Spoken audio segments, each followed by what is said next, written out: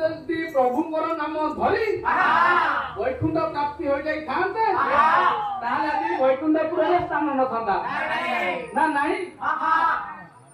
ସଖୀ ପ୍ରଭୁଙ୍କର ନାମ ଧରିବା ପାଇଁ କଣ କରିବାକୁ ପଡିବ?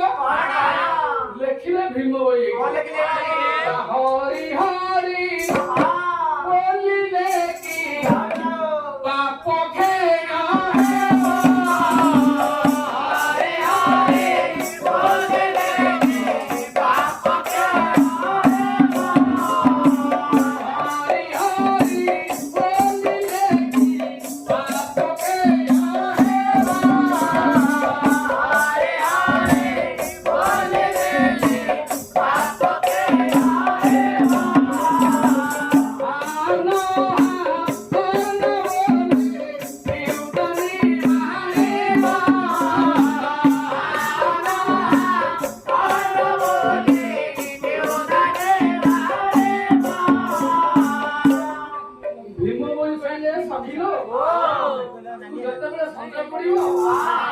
ଯଦି ଘୋଡ଼ଟିଏ କାନ୍ଧରେ ପକେଇ ଧୋତି ଜୋଡ଼ ପିନ୍ଧି ପ୍ରଭୁଙ୍କର ନାମ ସ୍ମରଣ କରୁଥିବୁ, ଇଆଡେ ଘର କଥା ମନେ ମନେ ଭାବୁଥିବୁ, ସେଠି ଆଜ୍ଞା ପ୍ରଭୁ ସନ୍ତୁଷ୍ଟ ହେବେ ନାହିଁ, ଟିକେ ତତେ ଦର୍ଶନ ଦେବେ ନାହିଁ।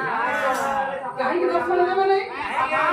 ଯାହାକୁ ଆଜ୍ଞା ଭୋକ କରୁଥିବ ସେ ଯଦି ଅନ୍ନ ଅନ୍ନ ହବ ତା ପେଟ ପୁରିବ, କର୍ମ ଆଜ୍ଞା କରିବାକୁ ପଡିବ,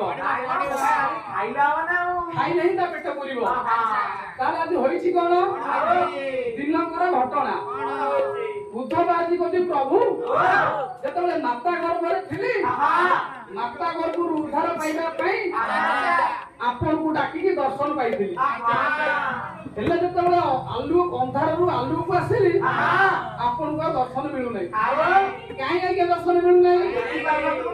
ନା ମୋହ ମାୟା ସଂସାରରେ ପଡିଗଲୁ। ଲୋଭ କ୍ରୋଧ ମୋହ ମାୟା ଯେତିକି ଥିଲା ସବୁ ତେଣୁକରି ପ୍ରଭୁ ଦର୍ଶନ ଦେଲେ ନାହିଁ। ତାହେଲେ ଆଜି ଉଦ୍ଧବ କହିଲେ ପ୍ରଭୁ